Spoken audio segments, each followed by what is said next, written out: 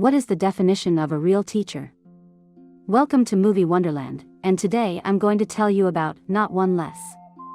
In the 1990s, Shuiquan Village in China was a poor mountainous area hidden in the mountains. On an ordinary morning, the village chief drove Mingji to Shuiquan Primary School. Mr. Gao was the only teacher in this school. Because his mother was critically ill, and he had to take a month off, so the village chief called Wei Mingji and asked her to be the substitute teacher. Mingji just graduated from elementary school and is only 13 years old this year. Mr. Gao is unhappy when he sees this childish little girl. This school has 4 grades and a total of 28 students. How can a 13-year-old girl look after them? However, village chief said that the village was too far away and the roads were impassable. Nobody wanted to come.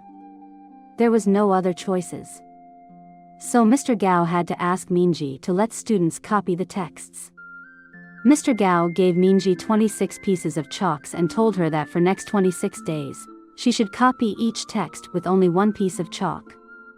She had to write neatly and big so that they will not get wasted, and children will not hurt their eyes during class.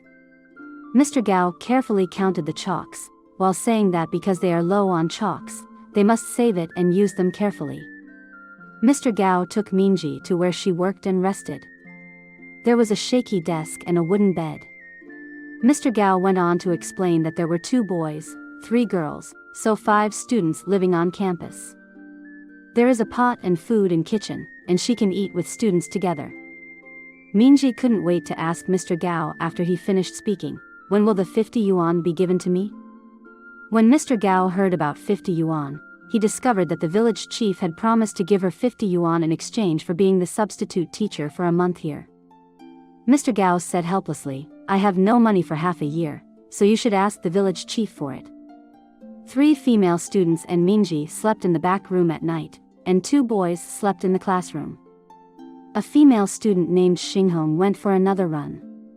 She would run a few kilometers every night to sweat, because she was afraid of wetting the bed. The village chief arrived early the next morning to take Mr. Gao home. Mingji heard and then chased after him. She intended to ask the village chief for the 50 yuan. When the village chief heard this, he became enraged and yelled angrily, "You girl is really a stubborn one." Mr. Gao also promised, "If you did a good job and take good care of the students, I will give you another 10 yuan when I return. If the village chief does not give you the 60 yuan, I will." With Mr. Gao's promise, this can be considered peace of mind, but she is only a 13-year-old child who can only read but not teach. After the village chief had left, Mingji began to write text on the blackboard. Some students whispered to talk, and some were making trouble. After Mingji finished copying, she asked the students to copy it, but they all shouted that they couldn't because they hadn't learned it before.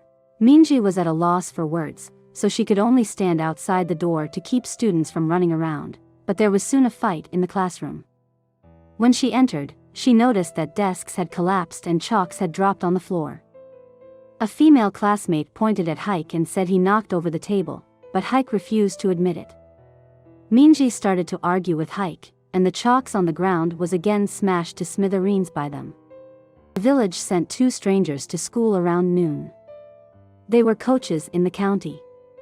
They came to school to find students who can be athletes.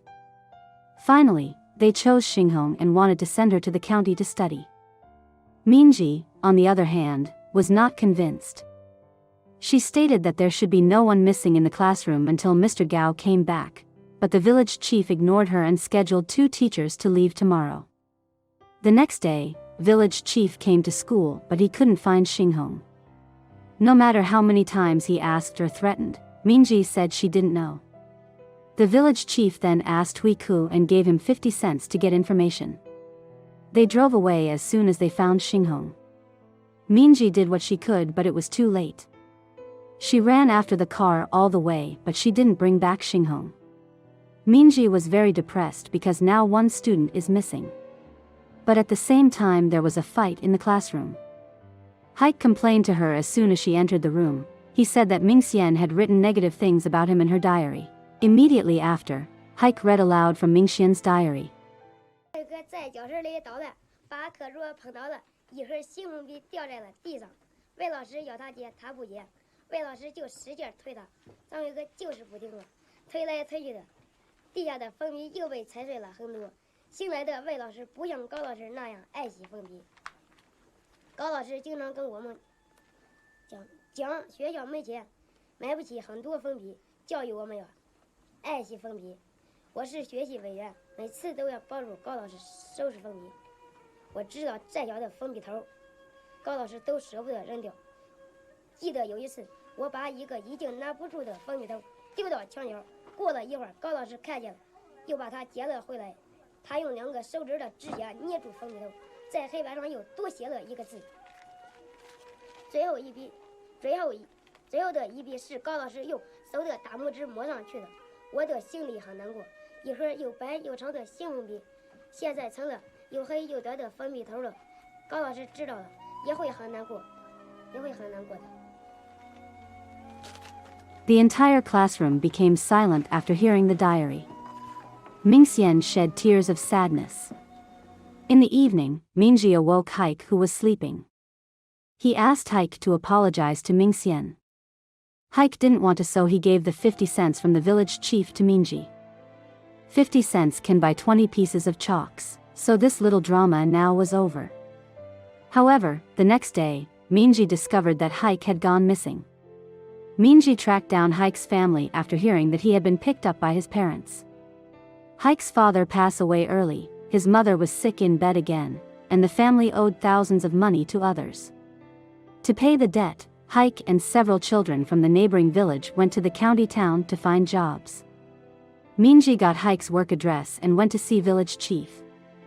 She asked the village chief to find Haik, but the village chief had been used to this kind of thing, so he advised Mingji to give up as soon as possible. Even if she found him, he would not be back. Mingji was adamant, insisting on going to the county to find Haik. A classmate who visited the county town said that an adult ticket cost 3 yuan. After calculation, she total needs 9 yuan to bring Haik back. There are now only 26 students left in the class. She asked everyone to contribute 50 cents, and when she had the 50 yuan, she would return it to everyone. But how could these children possibly have money? Just as they were staring at each other, a student suggested that they go to the brickyard and make money by moving bricks. Moving a brick was 15 cents. As long as they moved 1,000 bricks, they could earn 15 yuan. Mingji and the students dashed to the brickyard, extremely happy. When they arrived at the brickyard, they discovered that there was a power outage and the boss was not present. Mingji chose to move the bricks first. The boss would have to pay if they moved the bricks. When the boss returned, he was furious when he saw the scene in front of him. The kids not only broke a lot of bricks, but also messed them up. But because the boss knows Mr. Gao, so he still gave Mingji 15 yuan. Everyone returned happily after earning money. Mingji stopped at the store on the way and purchased 2 cans of Coke with the extra 6 yuan. Coke was still a rare thing at the time, and the children never drank it before. Everyone, he took a sip, she took a sip, happy and satisfied. Then they passed to Mingji to drink. After, Mingji arrived at the bus station, however she found that the ticket was 20 yuan and 5 cents. So Mingji wanted to go back and move bricks again. A classmate suggested that moving bricks is too slow to make money, and that it is better to evade tickets to take the bus. Mingji eventually managed to sneak onto a bus, but she was stopped by the ticket inspector before she didn't get very far. Mingji chose to walk to the county after getting off the bus. While walking under the sun, she wiped away her sweat. Cars passed by on the road from time to time, but no one stopped to give her a ride. She walked for a long time until a kind driver offered to give her a ride. She didn't arrive the county until the next morning. She finally found the place where Haik worked.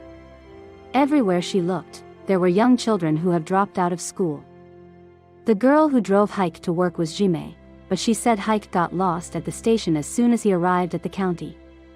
After hearing this, Mingji became angry. She asked Jime to accompany her to the station to look for Haik, but Jime refused because she still needed to work to make money. Unless Mingji is willing to give her 2 yuan, that is her pay for one. Jimei drove Minji to the station, which was crowded with passengers.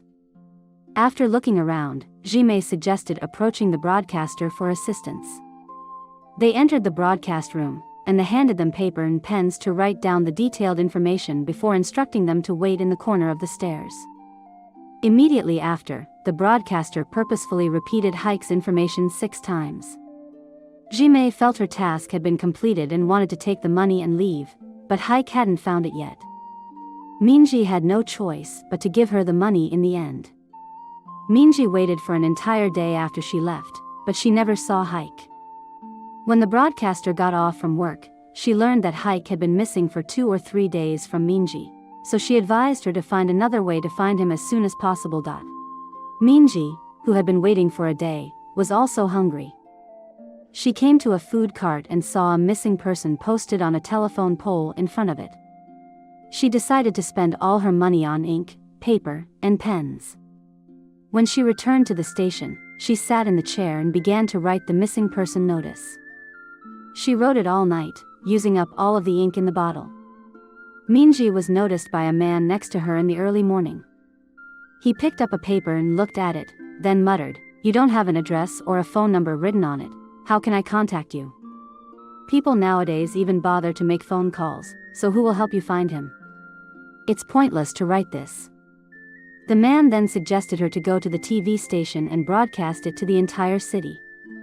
The next morning was foggy, and the streets were empty. She only saw some sanitation workers and a few vehicles. Minji finally found the TV station, but the staff had not yet arrived. His security guard pushed her out the door and told her to wait for staffs before going to the reception room to register. Minji was exhausted and sleepy at the time, so she leaned against the door and dozed off. When she awoke, it was already bright outside. She walked into the reception area, but no one noticed her. She entered the reception area, but the staff paid no attention to her. After seeing the thick stack of missing people notices, the staff asked Minji to bring her personal documents to go to the advertising department. Minji does not have any documents, even a letter of introduction, or proof. The staff told her she couldn't enter the TV station without those documents, and she didn't even have a penny. It was all a joke if she wanted to advertise a missing person. Minji asked hesitantly what to do then, and the staff all laughed and said, "Unless you are a relative of the director." The guard, however, refused to let her in, so Minji decided to stay at the gate. "Are you the director?" she'd ask if she saw someone wearing glasses. "There are people coming and going from the TV station, and we can see a thin figure through it." At this point, Haik, who had become disoriented, had been hungry for several days. A kind boss offered him a bowl of noodle soup. It was devoured by him. The boss also told him to come here to eat whenever he was hungry. He just needed to simply do the dishes after. Minji, on the other hand, was unlucky. She waited for the director for a day. If she is hungry, she can only eat a few bites of restaurant's leftovers while no one is watching. If she is sleepy, she lean against the pole to sleep in the dark. The missing person notice on the side was blown away by the wind and was swept away by sanitation workers in the early morning. The next day, Minji awoke and ran to the TV station again. This time she finally got the attention of the station director. Minji was personally welcomed by the director and he offered Minji to have a hot meal. He also arranged for Minji to appear on a show called Colorful Bridge of Life. Minji sat shyly and nervously next to the host in the studio, dressed shabbily. The first of 3 questions Minji was asked was, "What is the current situation at Shuequan Primary School? What are the reasons why mountainous students drop out of school? Why do you need to find Haik?" Minji had no idea what to say in response to these questions. She only knew she needed to find Haik. This was both her agreement with Mr. Gao and it was also her responsibility as a teacher. When the host noticed Minji's stuttering and inability to speak, she took initiation and said to the audience to get together and ask the community to pay attention to the education problem in the poor mountainous areas. The kind boss happened to be watching the TV show at the time, so she called Haik, who was washing dishes, to the TV. At the end of the show, the host asked Minji to say a few words to the camera. Minji looked at the camera, and all of her complaints and concerns from the previous days surfaced. Her tears couldn't stop falling for a brief moment. She cried out, "Hike, where have you gone? I've been looking for you for 3 days, and you're almost killing me. Why haven't you returned?" Hike, who was crying in front of the TV while looking at his teacher, was both angry and excited, and he couldn't help but cry. Minji and Zhang Hike were then driven back to Shuiquan village with donations and a car full of stationery by the TV station. When he returned to Shuiquan Primary School, he was greeted warmly by everyone. The village chief assured the host that if there is money, there will be a solution. The school's classrooms are in disrepair and it's been 40 or 50 years already. We plan to use the funds to build a new classroom. Following the departure of the TV station employees, the children gathered around the desk, calling out to Miss Eminsi. They stared at a table piled high with new chalk, and there were colors they'd never seen before. The children predicted that Mr. Gao he would be overjoyed when he came back. Minji then suggested that everyone choose a color and write a word on the blackboard. Minji wrote the word day, Mingxian wrote the word joy, and Hike wrote 3 words, Miss Minji. Children are holding colored chalk in the classroom, smiling and writing happily. Colorful hopes bloom on the modeled blackboard. The school was later renamed Shuiquan Hope Primary School after it was renovated. Not one less, it was completed in 1999. The film depicts all of the actors in their true character. The film caused quite a stir after it was broadcast that year, and it also helped many people understand the education situation in China's mountainous areas at the time. Even after 20 years, we are still on the path to eradicating poverty and achieving prosperity. Things in this world do not exist unless they are observed. You will only be able to solve problems if you identify and confront them. Thanks you for watching. Movie Wonderland invites you to follow and subscribe.